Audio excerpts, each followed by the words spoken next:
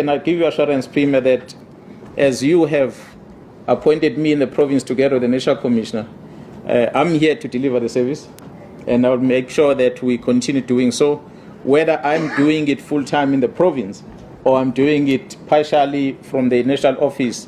The tasking the National Commission is giving me is that of making sure that we assist in coordinating the fight against organized crime in the country. So KZN is also affected. So if you see me wearing that hat, it does not necessarily mean that I'm neglecting the province. I might be wearing that hat, but focusing on organized crime is affecting you in the province, Premier.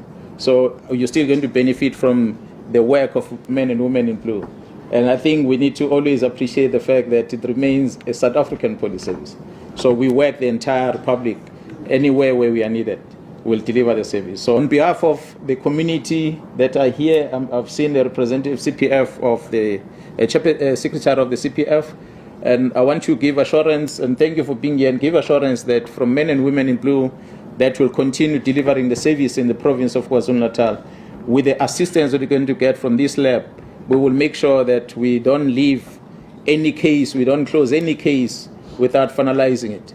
So we'll make sure that we deliver the service that is expected from the South African Police Service and the entire law enforcement in the province.